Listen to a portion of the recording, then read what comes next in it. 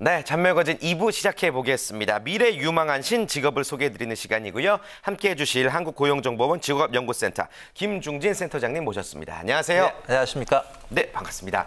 오늘은 또 어떤 유망한 신직업을 저에게 소개해 주실 건가요? 오늘은 빌딩 정보 모델링 디자이너. 이름이 약간 길고 어려워요. 어려울 것 같습니다. 예. 뭐 빔 코디네이터, 그다음에 빔 모델러라고도 이렇게 불리우는데요. 네. 우리가 보통 건물을 이제 설계나 시공 유지할 때, 시공 관리할 때, 또 뭐 유지 관리할 때, 이게 보통 이제 일반적인 이제 설계나 유지할 때 그 관련된 정보들을 3D, 3차원 입체 정보로 구현을 해서 관리를 하는데, 그때 그 프로그램을 뭐 개발하거나 아니면 그 뭐 저기 설계할 때 빔 프로그램을 반영하거나 아니면 빔 프로그램을 이용해서 유지 관리하는 그런 직업인이 이제 빌딩 정보 모델링 디자이너라고 볼 수가 있습니다. 그렇군요. BIM, 빔 디자이너, 빔 코디네이터를 이제 말씀을 해주실 겁니다. 신직업으로 선정된 이유 조금 더 자세히 들어볼까요? 예, 네. 그 옛날에는 건축물을 설계를 할 때 주로 이제 손으로 했습니다. 그 다음에 저희가 이제 CAD라고. CAD. 예, 근데 CAD는 2차원 정보예요. 아. 근데 요즘 기술이 발전해서 요즘은 이제 3차원 입체적으로 정보를 제공하는 그런 프로그램들이 많이 나오고 있습니다. 레빗이나 네. 뭐 이런 걸 얘기하는데요. 이렇게 3차원으로 하면 뭐 원가라든지 에너지 이런 부분들이 좀 절감이 되고 쉽게 눈으로 확인할 수가 있어요. 그래서 외국 같은 경우는 이미 이제 빔으로 설계해야만이 이제 뭐 수주를 받는다든지 그게 이제 일반화가 돼 있고요. 우리나라도 2012년부터 500억 원 이상의 공공발주 공사에서는 이런 빔 프로그램을 쓰도록 되어 있습니다. 그다음에 2016년에는 모든 이제 공사의 빔을 사용할 것을 의무화하고 있어서 앞으로 이런 빔과 관련된 일자리들이 저희가 많이 생길 것으로 전망이 되기 때문에 이게 이제 신직업으로 선정이 된 겁니다. 그렇군요. 예. 건축계에 어떻게 보면 좀 커다란 변화가 가져온 새로운 직업이라는 그렇죠. 생각도 들고 구체적으로 어떤 일들을 하는 이게 직업이죠? 예. 예. 그러니까 빔이라는 소프트웨어를 가지고 네. 모델링, 입체적인 정보를 생성하는 작업을 일단 하고요. 네. 이제 그걸 통해서 각종 설계라든지 이제 시공, 그다음에 유지 관리할 때 이제 이런 프로그램을 적용시키거나 관리를 하는데 예컨대 우리가 이제 설계를 했는데 그 설계가 제대로 돼 있는지를 확인을 안 하고 바로 시공에 들어가면 큰일 나죠. 예, 문제가 생기잖아요. 그러니까 이미 설계 때부터 시공을 다 한꺼번에 볼 수가 있고요. 또 시공을 하기 전에 이렇게 시공을 하면 어떤 식으로 문제가 생길 건지를 다 체크를 가능하게 하는 게 이제 이런 빔 프로그램이고요. 그다음에 이제 유지 관리라는 것은 어떤 시설물의 어떤 뭐 그 부품이나 또는 뭐 설비가 교체가 돼야 할 시기인지 아닌지 이것조차도 이제 프로그램을 통해서 확인을 할 수가 있습니다. 그래서 이런 빔에 대한 모델링부터 설계, 그다음에 뭐 시공 또 유지 관리를 총괄적으로 관리하고 코디네이터 해주는 사람들이 이런 직업들입니다. 그렇군요. 자, 그렇다면 이 빌딩 모델링 디자이너가 어떤 일을 하는지 저희가 화면을 통해서 만나보고 조금 더 자세한 이야기를 나눠보겠습니다. 훨씬 더 이해가 쉬우실 것 같습니다. 오늘의 신직업 빔 디자이너입니다.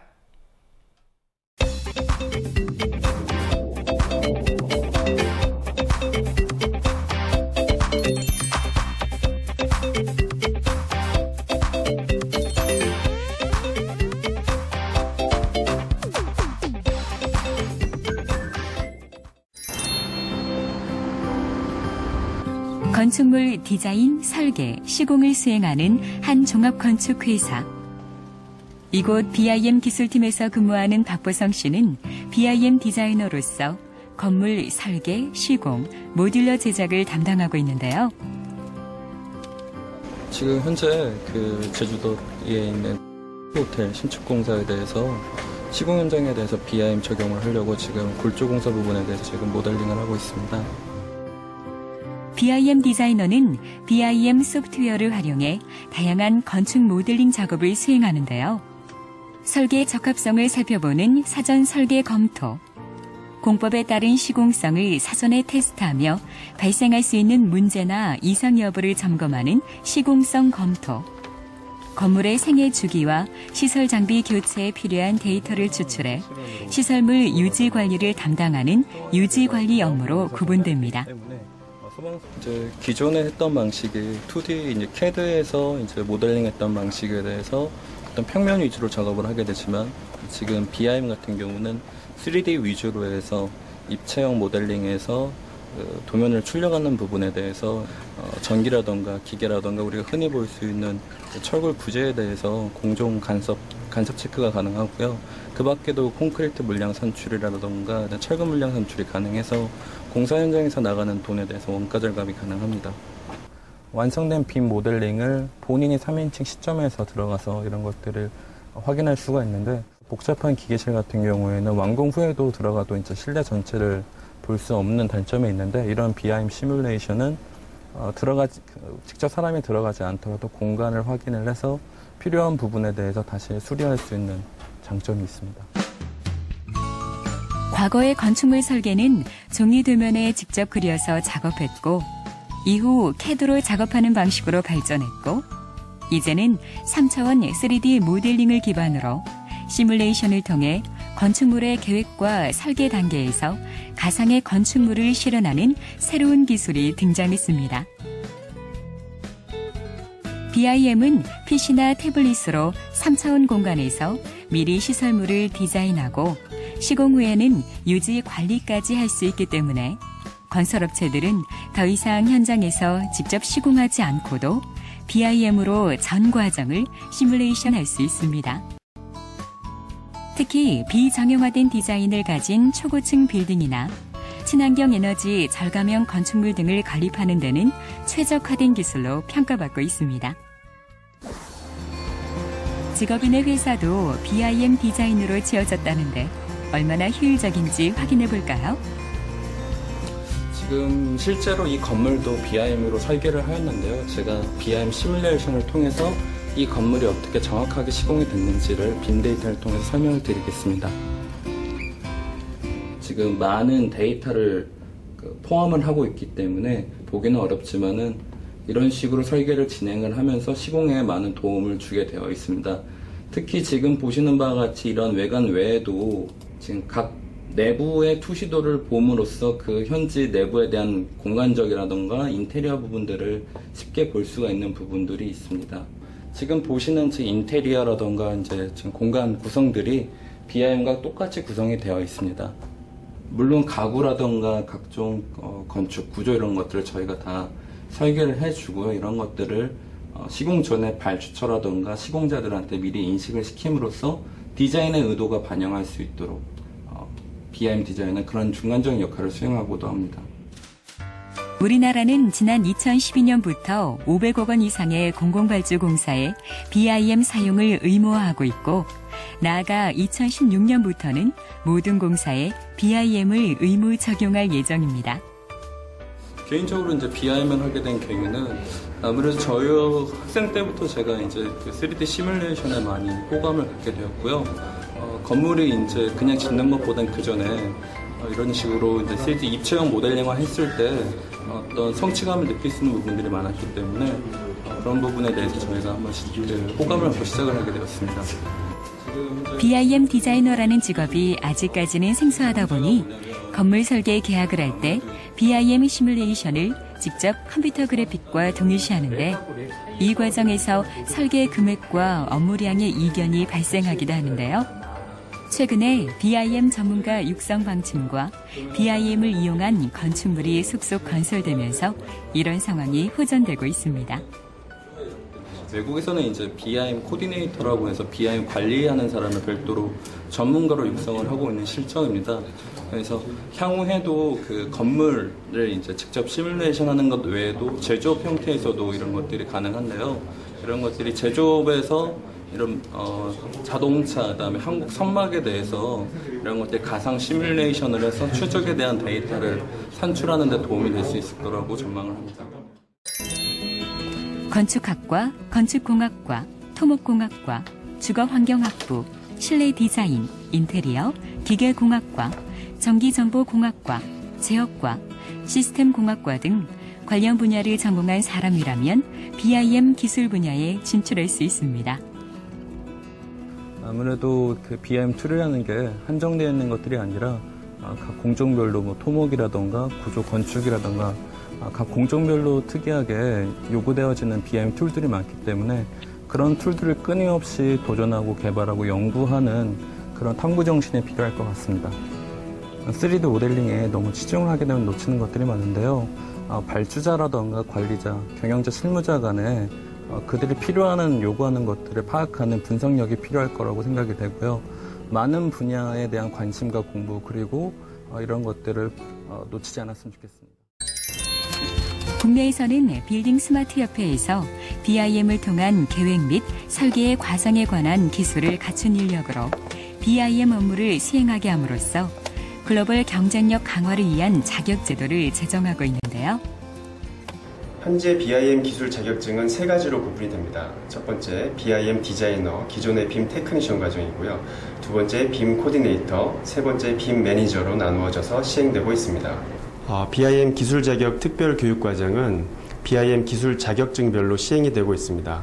현재 교육 과정은 빔 디자이너, 기존의 빔 테크니션 과정과 빔 코디네이터 과정이 정규 과정으로 운영되고 있습니다.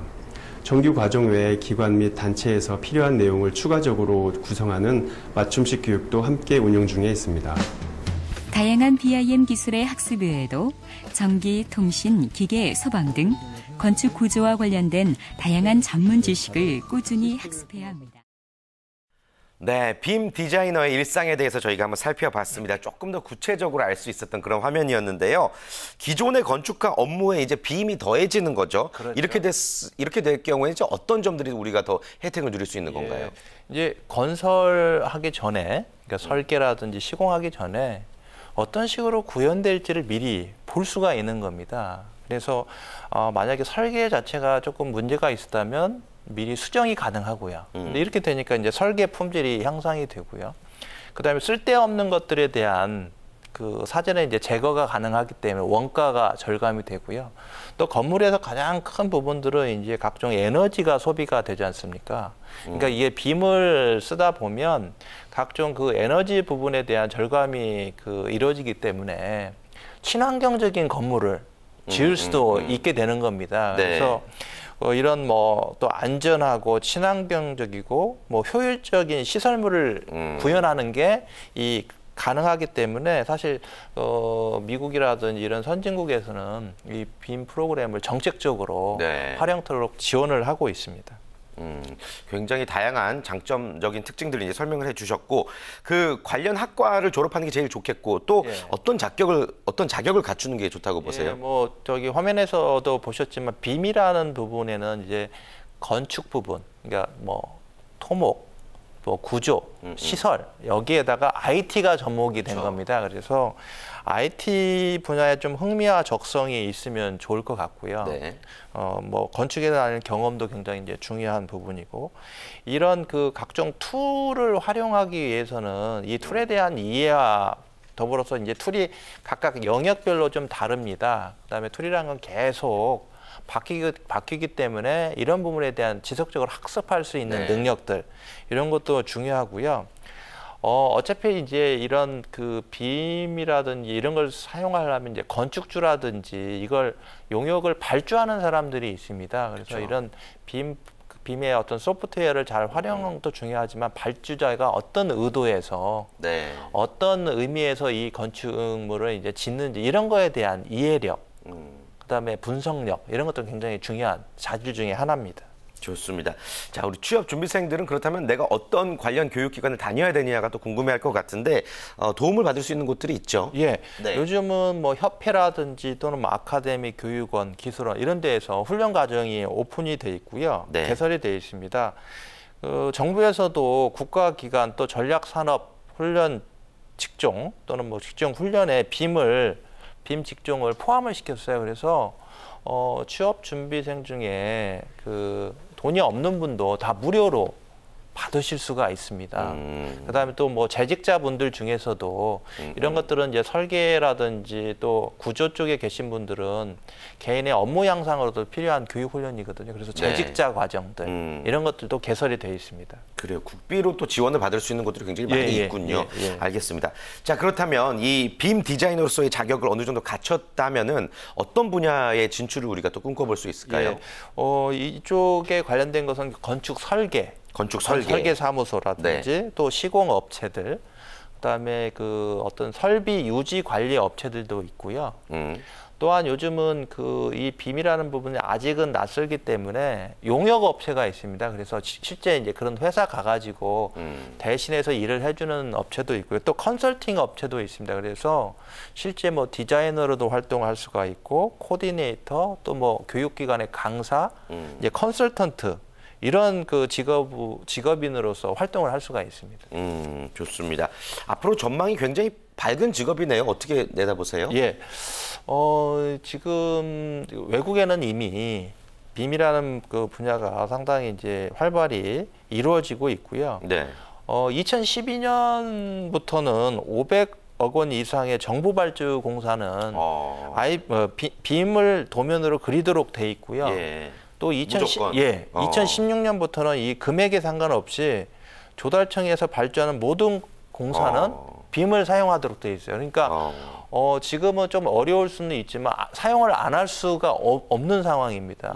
그렇기 때문에 이쪽 분야의 어떤 일자리는 굉장히 많이 늘어날 것으로 보고요. 또 이제 기존에 아까 말씀드린 CAD를 가지고 이제 그건 2차원 평면 정보였는데 3차원으로 이제 바꾸는 작업들도 일어날 수밖에 없기 때문에 또 그런 쪽에 또 일거리도 발생할 수가 있습니다. 그렇군요.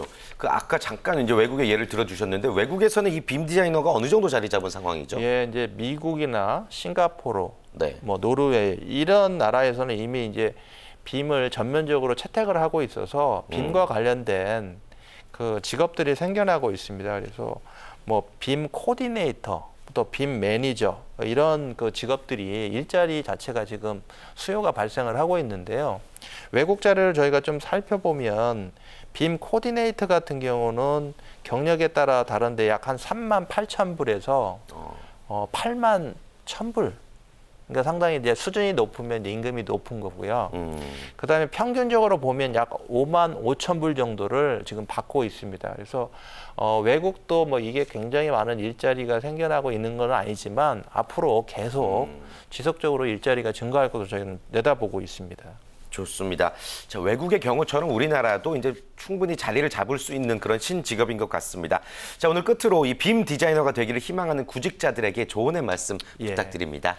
그 신직업이라는 부분들은 여러 가지 이제 전망 부분은 그 의미가 있지만 시장 상황에서 돌아가는 부분은 조금 다를 수가 있기 때문에 현장에 계신 분들, 예컨대 뭐 건축 설계 사무소라든지 교육기관에 있는 분들이랑 같이 이 직업이 어느 정도 성장할지, 또 뭐 자기가 갖고 있는 능력과 어느 정도 매칭이 되는지 맞는지 이런 부분들을 꼭 한번 확인해보는 그런 과정을 가졌으면 하는 바람입니다. 네, 좋습니다. 오늘의 신직업 빔 디자이너의 세계에 대해서 살펴봤습니다. 함께해 주신 김중진 센터장님 인사 나누겠습니다. 고맙습니다. 감사합니다.